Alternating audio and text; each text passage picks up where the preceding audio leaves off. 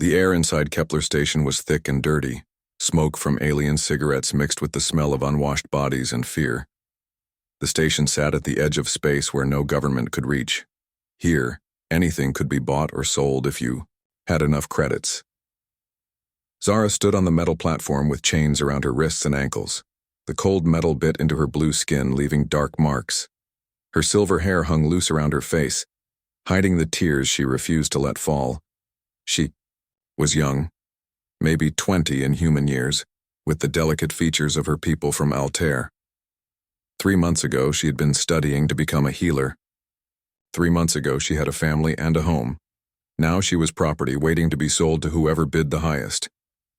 The auction hall was full of different alien species. Most looked at her like she was a piece of meat. Some made comments in languages she could not understand, but their meaning was clear from their tone. She tried to make herself smaller, but there was nowhere to hide. Vex, the auction master, was a huge slug-like creature with too many arms and yellow eyes that never blinked. He ran the slave markets on Kepler Station and was known for being cruel even by criminal standards. Next item, Vex announced in his wet, gurgling voice. Young Altarian female. Look at this skin. See how it shines blue in the light. Feel how soft her hair is. Altarians live long lives and heal fast. Very useful for hard work or other purposes. The crowd pressed closer to get a better look. Hands reached out to touch her arms and face. Zara pulled back as much as her chains would allow, but there was no escape. A tall red alien with sharp teeth grabbed her chin and turned her head from side to side. Does she have all her teeth? He asked in broken common language. Perfect condition, Vex replied. Young and healthy. Perfect for breeding or labor. Zara felt sick. She had heard stories from other slaves about what happened after they were sold. The lucky ones ended up doing hard labor in mines or factories. The unlucky ones faced much worse. Starting bid is 500 credits, Vex called out. Hands shot up around the room. The price climbed quickly as different buyers tried to outbid each other. Zara watched in growing fear as the numbers got higher. The more they paid, the more they would expect from her. Near the back of the crowd, she noticed a human man who had not bid yet. He was older than most of the buyers, maybe 45 or 50 years old. His brown hair was starting to turn gray, and deep lines marked his face. He wore simple clothes that had seen better days. Unlike the others, he did not push forward to examine her. He just stood there watching with sad eyes. Humans had a bad reputation in this part of space. During the war years, they had fought against several alien races with a violence that shocked everyone. Even now, years after the fighting stopped, many species feared them. Zara had been taught that humans were dangerous and unpredictable. The bidding reached 800 credits. Most of the smaller buyers dropped out, leaving only the serious ones. A group of mining bosses wanted her for their operations on the outer worlds. A rich collector of rare beings kept raising his hand, but the one that made Zara's blood run cold was Korath. Korath was of Rex, one of a species known for cruelty. He was tall and thin with gray skin and black eyes that showed no emotion. Scars covered his arms and face, each one a mark of someone he had hurt. His reputation was known throughout the criminal underworld. Slaves who went to him were never seen again, but screams could sometimes be heard from his ship late at night. 1,000 credits, Korath said in his cold voice. The other bidders hesitated. That was a lot of money for one slave, even a young Altarian. Several of them shook their heads and stepped back. 1,050, called out the collector. 1,100, Korath replied without emotion. Zara felt her hope dying. She had prayed to every god she knew that someone, anyone, would buy her instead of Korath. Even hard labor in a mine would be better than whatever he had planned. Then the human man raised his hand. 1,200, he said in a quiet voice. Everyone turned to look at him. Some laughed. What would a poor freight hauler want with an expensive Altarian slave? His clothes were old and his boots were worn. He clearly did not have money to waste. Korath studied the human with interest. 1,500, he bid. The human was quiet for a long moment. Zara could see him calculating something in his head. Finally, he spoke again. 2,000. Now no one was laughing. That was more money than most people on Kepler Station saw in a year. The human looked nervous, like he had just bet everything he owned. 2,500, Korath said, with a slight smile. He was enjoying this game. The human closed his eyes for a moment. When he opened them, there was determination there that had not been before. 3,000 credits, that is my final offer. The auction hall went silent. Even Vex seemed surprised by the amount. 3,000 credits could buy a small spaceship, or a house on most worlds. Korath studied the human for a long time. Finally, he gave a small nod that might have been respect or amusement. The human wants her more than I do, he said. She is yours. Zara felt the world spinning around her. She had been sold to the human. Part of her was relieved that it was not Korath, but she still did not know what the human planned to do with her.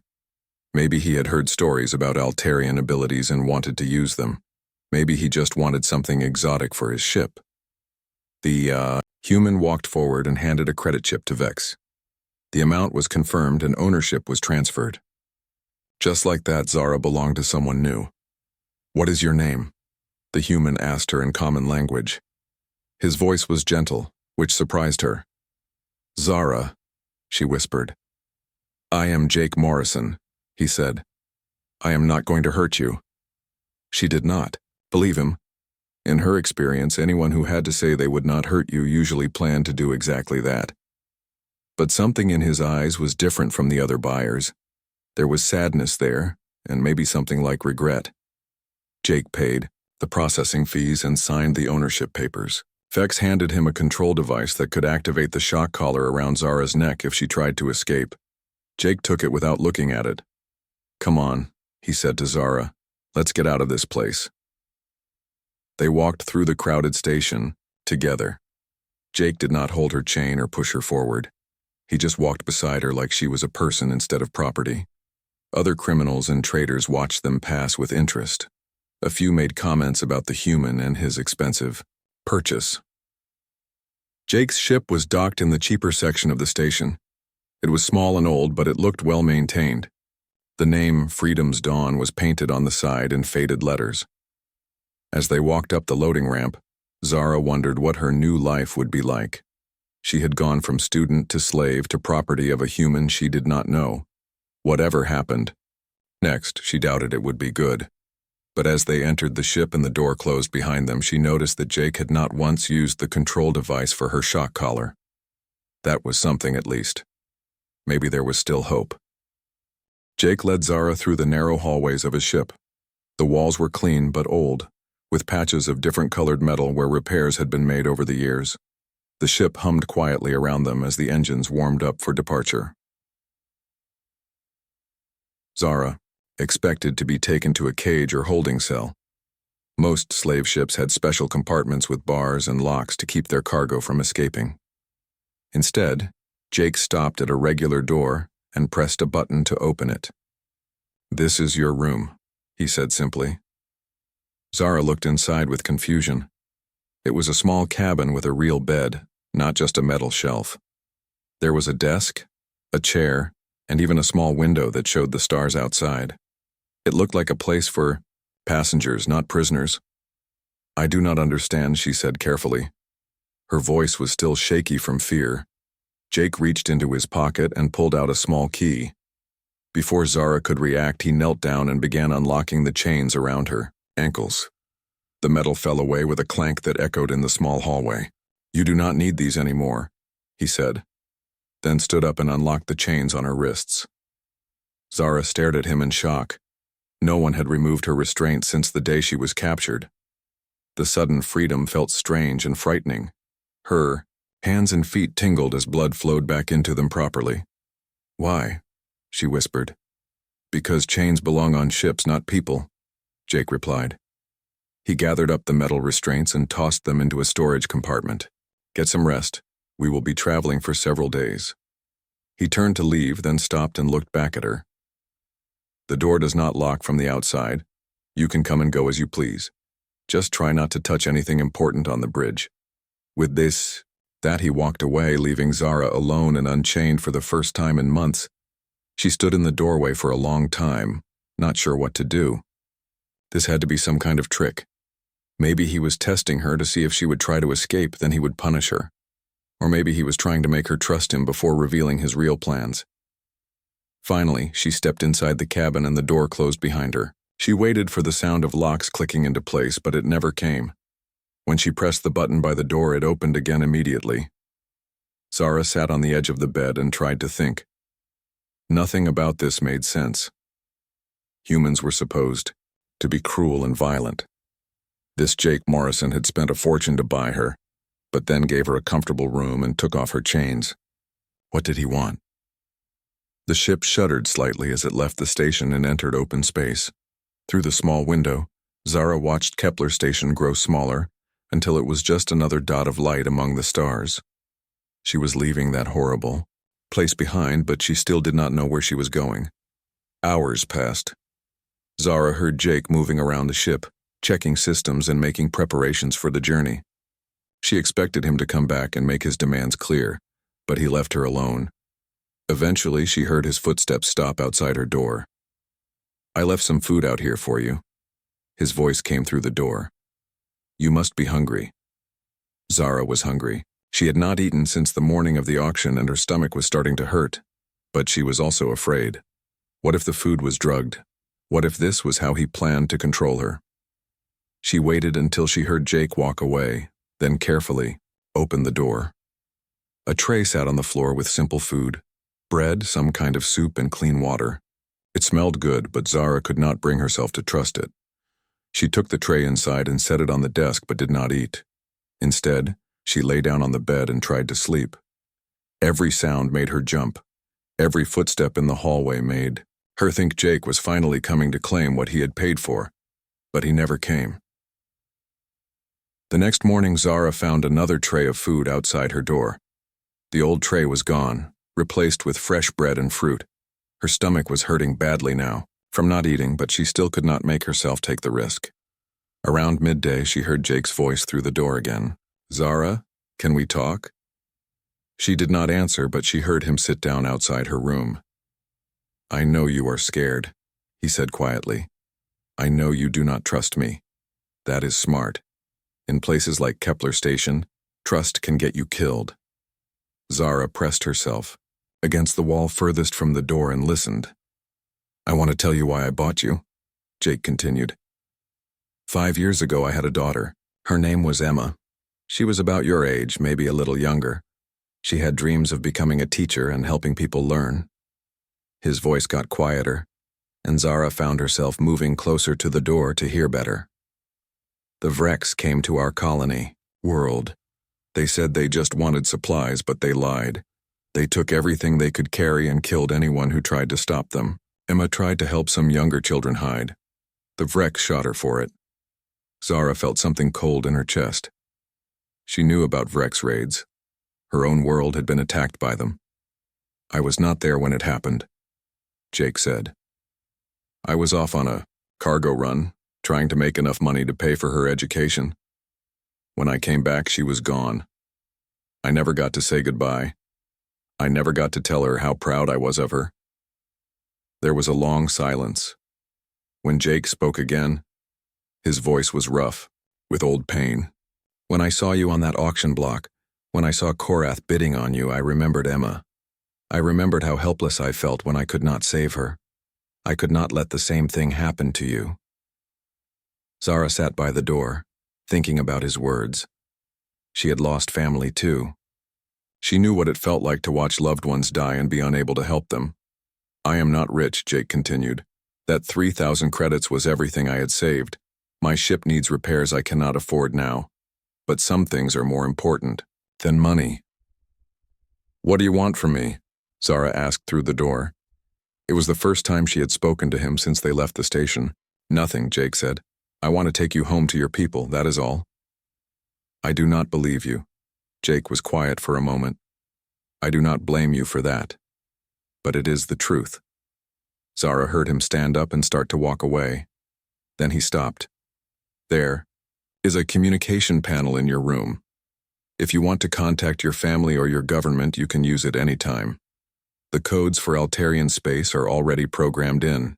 His footsteps faded down the hallway, leaving Zara alone with her thoughts. She looked at the communication panel he had mentioned. It was built into the wall next to the desk. If she could contact her people, they might be able to help her. But what if Jake was listening? What if this was another test? Still, hunger was making it hard to think clearly. The smell of the fresh food was getting stronger, and her body was starting to shake from not eating. Finally, she broke off a small piece of bread and tasted it carefully. It was just bread. No strange taste, no immediate effects. After waiting a few minutes to make sure, she ate the rest of it quickly. The soup was simple but good, and the water was clean and cold. For the first time in days, her stomach stopped hurting. That night, Zara used the communication panel.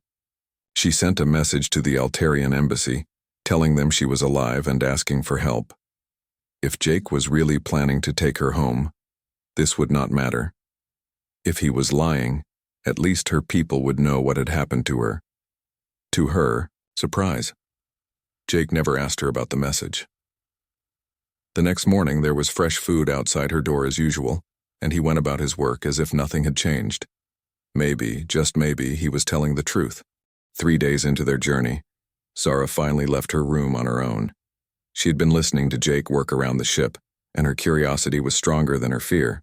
The hallways were empty when she stepped out, but she could hear him on the bridge talking to the ship's computer. She found him sitting in the pilot's chair looking at star charts on the main screen. He glanced up when she entered but did not seem surprised to see her. "Good morning," he said. "Sleep well?"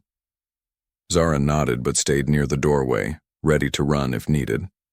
Jake noticed her nervousness and turned his chair to face her, keeping his hands visible. "Would you like to see where we are going?" he asked, pointing to the screen. Despite herself, Zara was interested. She had always loved looking at star maps when she was studying.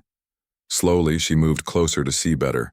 The screen showed a 3-dimensional map of local space. A red line marked their path from Kepler Station toward a cluster of blue stars. "That is the Altarian system," Jake explained, pointing to the blue stars. "We should arrive in about 10 days if nothing goes wrong." 10 days? Zara said. "That is very fast." Jake smiled a little. "This old ship is not much to look at, but she has a good engine. I have been making improvements over the years." Zara studied the map more carefully. "Why are you taking the long route? There is a faster path through the Centauri region." "Too dangerous," Jake replied. "Pirates and worse things patrol those shipping lanes. The longer route is safer." They stood together looking at the map.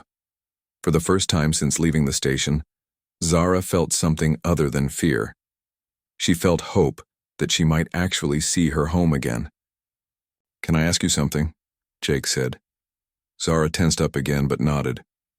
"What were you studying before? On your home world?" "Healing," Zara said quietly. "I wanted to help people who were hurt or sick." "That is good work," Jake said. "The galaxy needs more healers." Something in his tone made Zara look at him more carefully. "You were hurt once." It was not a question. Zara could see old pain in his eyes, the kind that came from wounds that never fully healed. Jake was quiet for a moment. "We all carry scars," he said finally. "Some are easier to see than others." Over the next few days, they began to talk more. Jake taught Zara how to use the ship's systems, the navigation computer, the communication array, the life support controls. He said it was important for everyone on a ship to know how things worked in case of emergency. Zara was surprised by how patient he was. When she made mistakes, he just showed her the right way again without getting angry. When she asked questions, he answered them completely. He treated her like a student, not a slave. "Why are you teaching me this?" she asked one day as they worked on repairing a damaged sensor array. "Because knowledge makes you free," Jake said. "The more you know, the less anyone can control you." Zara thought about that as they worked. In all her months as a slave, no one had ever tried to teach her anything useful. They had only wanted her to obey and be afraid. On the 6th day of their journey, everything changed. They were traveling through empty space when the ship's alarm started beeping. Jake rushed to the bridge with Zara right behind him. The sensor Screen showed another ship nearby, drifting without power. Distress signal, Jake said, reading the display. Looks like engine failure. Zara felt cold fear in her stomach. It could be a trap. Pirates sometimes fake distress calls to catch other ships. Jake studied the sensor readings carefully. Maybe. But what if it is real? What if there are people over there who need help? Then someone else can help them, Zara said quickly. We should keep going. Jake looked at her with those sad, kind eyes. I cannot do that. If there are people in trouble and I can help them, I have to try. Zara wanted to argue, but something in his voice told her it would not matter. Jake was the kind of person who could not ignore someone in need even if it put him in danger. The other ship was called the New Hope. It was smaller than Jake's ship and looked old and battered. When Jake hailed them, a frightened voice answered. Please help us, the voice said. Our engine is dead and we are running out of air. Jake moved his ship closer and prepared to dock with the damaged vessel. Zara watched nervously as he put on a spacesuit and gathered repair tools. Stay on the bridge, he told her. If anything goes wrong, you know how to call for help. He crossed over to the other ship through a connecting tube. Zara watched on the monitor as he met with the other ship's crew. There were 5 of them, a family with 3 young children. They were refugees from a war zone, trying to reach safety in neutral space. The father was hurt, with burns on his hands from trying to fix the engine himself. The mother looked exhausted and scared. The children were thin from not having enough food. Jake spent hours working on their engine while Zara watched from her ship. She saw him share his own food with the family and give medical supplies to treat the father's burns. When one of the children started crying from hunger, Jake gave them his emergency rations. Finally, after many hours of work, the other ship's engine came back to life. The family thanked Jake over and over, but he just waved their gratitude away. Just get your children to safety, he told them. As the New Hope flew away toward neutral space, Zara found herself looking at Jake differently. He had risked their mission and used up valuable supplies to help complete strangers. He had not asked for payment or thanks. He had just done what he thought was right. You gave them almost all our food, she said. Jake checked their supplies and nodded. We will have to make stops for more, but we will be fine. Why did you help them? You do not even know them. Jake sat down heavily in his chair. He looked tired from all the work, but there was something peaceful in his expression. Because they needed help and I could give it, he said. That is reason. Enough. Zara thought about what she had seen. In all her life, she had never met anyone who would risk so much for strangers. Her own people were kind, but they were careful about helping outsiders. Most other species she had encountered were even more cautious. Is this normal for humans? She asked. Jake laughed, but it was not a happy sound. No, not really. Most humans are just like everyone else. They look out for themselves first, but some of us, he shrugged. Some of us are too stubborn to give up on doing what is right even when it costs us. That night, as they continued toward Altarian space, Zara lay in her bed thinking about everything she had learned. Jake could have sold her to someone worse than Korath and made even more money. He could have ignored the distress call and stayed safe. He could have kept his food and supplies for himself. Instead, he had chosen to help again and again, even when it hurt him.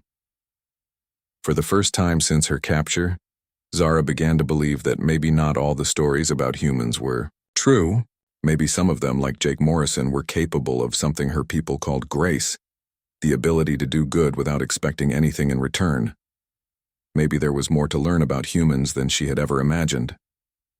On the 8th day of their journey, Jake's worst fears came true. The ship's alarm woke them both from sleep with its sharp, urgent sound. Jake rushed to the bridge in his nightclothes while Zara followed close behind. The sensor screen showed a large ship approaching fast. It was sleek and black with weapon ports along its sides. Jake recognized it immediately and felt his blood turn cold. Korath, he whispered. Zara saw the ship on the screen and grabbed Jake's arm. How did he find us? Jake's fingers flew over the controls, checking their options. He must have been tracking us since we left Kepler Station. Probably has contacts. Who told him which route we took? The communication system crackled to life. Korath's cold voice filled the bridge. Human, you have something that belongs to me. Jake reached for the microphone, but Zara stopped him. Do not answer, she said. Maybe he will think no one is here. He knows we are here, Jake replied. Our engine signature gives us away. Korath's ship moved closer, easily keeping pace with them. It was much larger and faster than the Freedom's Dawn. Running was not an option. I will make this simple, Korath's voice continued. Give me the girl, and I will let you live. You can even keep half the credits you paid for her. Jake looked at the sensor readings. Korath's ship had enough weapons to destroy them 10 times over. They had no shields and only basic defensive systems. In a fight, they would lose quickly. That is a lot of money, Zara said quietly. You could buy a new ship and still have credits left over. Jake turned to look at her. She was trying to sound calm, but he could see the fear in her eyes. You think I should take his offer? Jake asked. Zara lifted her chin, trying to be brave. It would be the smart thing to do. You have already done more for me than anyone ever has. I will not blame you if you take the money. Jake studied her face for a long moment. Then he reached for the microphone. Korath, this is Jake Morrison. Ah, the human speaks. Have you decided to be reasonable? I have decided to give you my answer, Jake said. You can take your offer and shove it into the nearest black hole. Silence filled the communication channel. When Korath spoke again, his voice was filled with cold anger. You would die for a slave girl? How very human of you. She is not a slave, Jake replied. She is a person, and people are not for sale. Everything is for sale, human. You just have not named the right price yet. The communication cut off. Almost immediately, warning lights began flashing on Jake's control panel. Korath's ship was targeting them with weapons. He is going to fire, Zara said, watching the sensors. Jake was already moving, his hands dancing across the controls. The ship lurched as he pushed the engines to maximum power and began evasive maneuvers. Hold on to something, he told Zara. Red energy bolts flashed past their ship as Korath opened fire. Jake rolled and twisted the ship through space, but the larger vessel stayed right behind them. More shots lit up the darkness around them. He is just playing with us, Jake said through gritted teeth. If he wanted us dead, we would be dead already. One of the energy bolts clipped their rear shield generator. Sparks flew from a control panel and the lights flickered. Why does he not just destroy us? Zara asked. Because he wants you alive, Jake replied. Dead slaves are worth nothing. Jake spotted something on the sensor screen that gave him hope. An asteroid field lay ahead, dense with floating rocks and debris. It was dangerous to navigate, but it might give them a chance. There, he said, pointing at the screen. If we can reach those asteroids, his big ship will have trouble following us. That field looks very dangerous, Zara said. Not as dangerous as Korath. Jake aimed the ship toward the asteroid field. Behind them, Korath's vessel fired again, the shots coming closer each time. One bolt hit their port engine, causing the ship to shake violently. Engine 2 is damaged, Jake reported, checking the displays. We are losing speed. They reached the edge of the asteroid field just as another shot hit their hull. Jake dove the ship between two large rocks, using them as cover from Korath's weapons. The asteroid field was a maze of floating stone and metal. Some rocks were as small as houses, others as big as cities. They spun slowly through space, occasionally crashing into each other with flashes of light and debris. Jake flew the ship deeper into the field, weaving between the asteroids with skill. That amazed Zara. But Korath followed them, his larger ship moving more carefully but never giving up. I need your help, Jake told Zara suddenly. What can I do? Altarians have better reflexes than humans, right? Better spatial awareness? Zara nodded.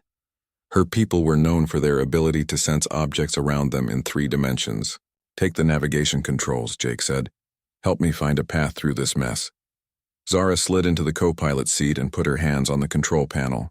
Immediately, she could feel the positions of the asteroids around them like they were extensions of her own body. Left, she said quickly. Big rock coming on the right side. Jake followed her directions, rolling the ship to avoid a collision. Working together, they moved deeper into the field while Korath struggled to keep up. "There," Zara said, pointing at a gap between 3 spinning rocks. "If we time it right, we can get through, but his ship is too big." Jake looked at the gap she indicated. It was narrow, and the rocks were moving. They would have maybe 3 seconds to make it through. "You sure about this?" "No," Zara admitted, "but I do not see any other choice." Jake aimed for the gap and pushed the engines as hard as they would go. The damaged engine stuttered but held together. They shot between the asteroids with meters to spare, emerging on the other side just as the rocks closed together again. Behind them, Korath's ship tried to follow but had to pull back when the gap became too small. They heard his angry voice over the communication system, cursing in his own language. "He cannot follow us through there," Zara said with relief. But Jake was looking at the engine readings with worry. "We are not safe yet. That damaged engine is overheating. If it fails, we will be stuck here." They continued through the asteroid field, but more slowly now to avoid stressing the damaged engine further. Behind them, Korath's ship moved around the edge of the field, looking for another way to reach them. "He will not give up," Zara said. "I know." Jake was thinking hard, trying to find a solution. "We need help." Zara remembered something. "The communication message I sent to my people. Did they respond?" Jake checked the communication logs. "Yes, there is a message here. I did not want to read your private mail." Zara opened the message and read it quickly. Her face lit up with hope. "My sister Lyra is a captain in the Altarian patrol fleet. She says they have been searching for me. They are only 2 days away from here. Can you contact them directly?" Zara worked with the communication system, sending out a distress call on Altarian military frequencies. Within minutes, a response came back. "Zara? Is that really you?" The voice was female and filled with emotion. "Lyra?" Zara started crying, with relief. "Yes, it is me. I am alive. Where are you? We have been looking everywhere." Jake gave their position while Zara explained about Korath and the chase. Captain Lyra's voice became hard and professional when she heard about the Vrex criminal. "Hold your position if you can," Lyra said. "We are coming fast. And do not worry about Korath. He will answer for what he has done." As they waited in the asteroid field, Jake and Zara worked together to keep the damaged engine running. For the first time since the chase began, Zara felt truly safe. "You could have given me to him," she said quietly as they worked. "You still could when he finds us again." Jake looked at her with those kind, sad eyes. "Some things matter more than staying alive," he said. "Like doing what is right, even when it costs everything." Zara realized then that she no longer thought of Jake as just the human who had bought her freedom. He had become something more important than that. He had become her friend. 2 hours later, 3 Altarian patrol ships arrived at the asteroid field. They were sleek and fast, with the blue and silver markings of the Altarian Defense Force. Jake watched them on his sensors and felt relief wash over him. The lead ship hailed them immediately. "This is Captain Lyra of the patrol ship Star Guardian. Zara, are you safe?" "I am safe," Zara replied, tears running down her face. "Lyra, I thought I would never see you again." "Where is the criminal who was chasing you?" Captain Lyra asked. Jake checked his sensors. "He is still out there moving around the edge of the asteroid field. He has been trying to find another way to reach us." "Not anymore," Captain Lyra said with cold satisfaction. "Target acquired. All ships, move to intercept." The 3 Altarian ships spread out and surrounded Korath's vessel. When he tried to run, they easily caught up with him.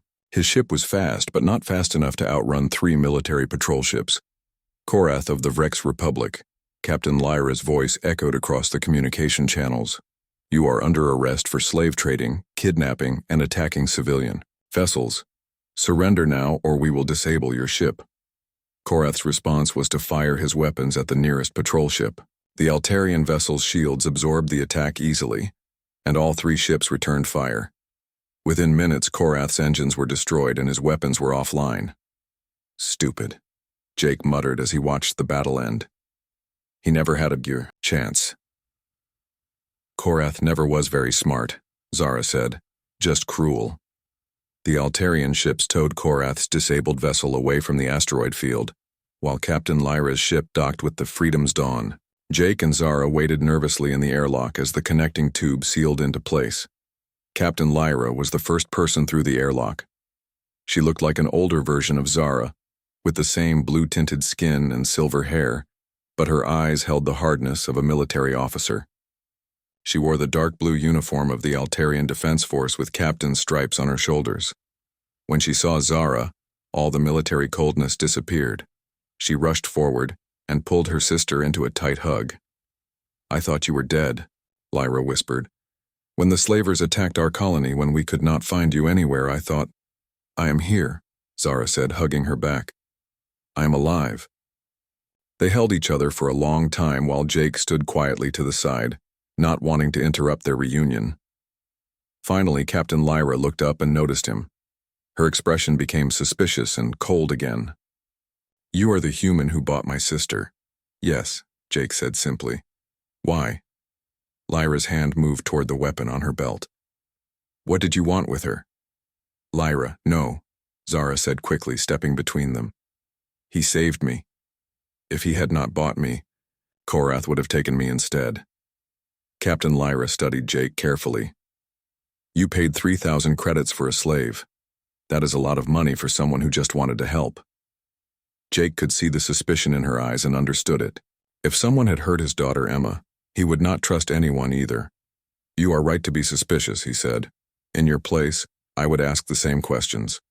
2 more Altarian officers entered the ship, a doctor and a security chief.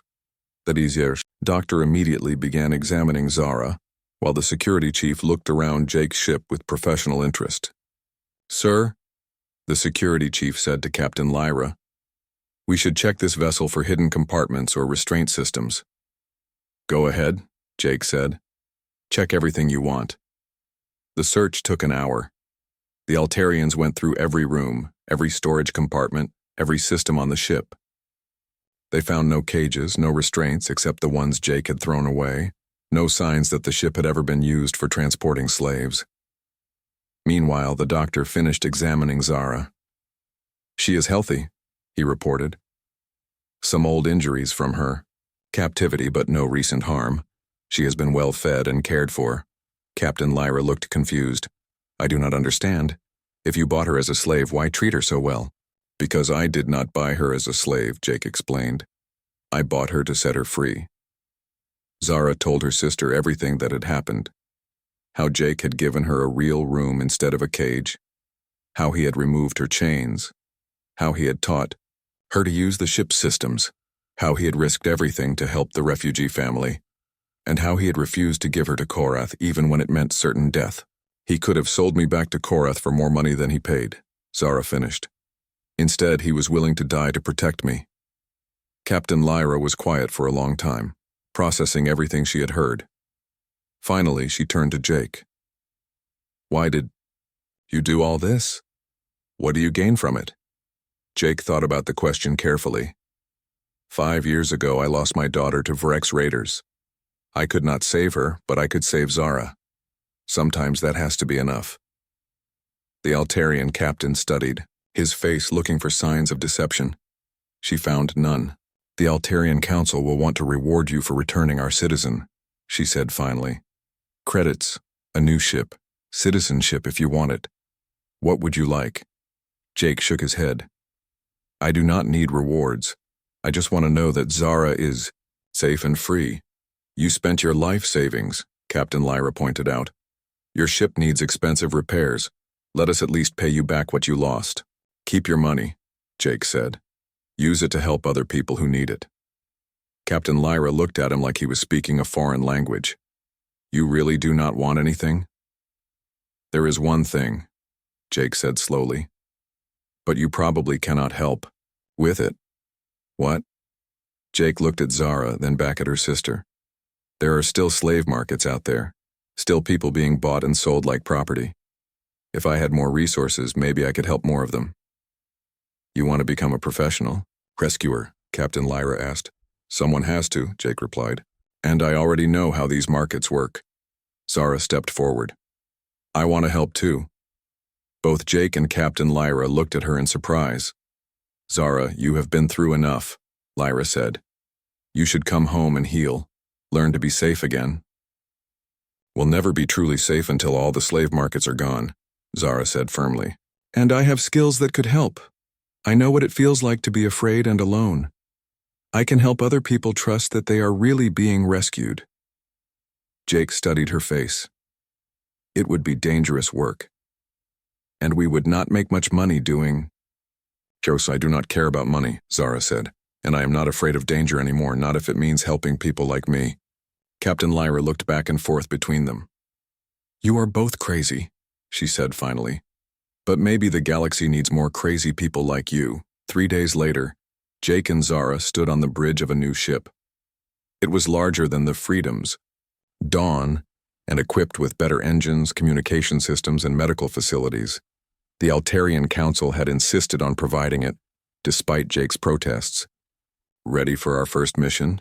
Jake asked, looking at the star charts on their screen. Always, Zara replied with a smile. Where are we going?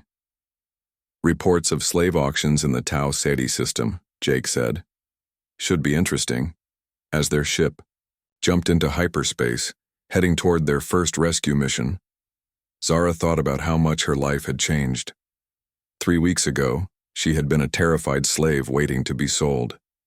Now she was free, working with her best friend to help others find the same freedom. Jake, she said as they traveled through hyperspace. Yes? Thank you. For everything. Jake smiled. Thank you for giving me a reason to hope again. Their ship flew on through the stars, carrying 2 very different people united by one simple belief. That everyone deserved to be free, and that sometimes the most important thing you could do was help one person at a time. Behind them, the galaxy seemed a little brighter, and somewhere ahead, people who had given up hope were about to discover that rescue could come from the most unexpected places. The universe was big and often cruel, but as long as there were people willing to fight for what was right, there would always be hope.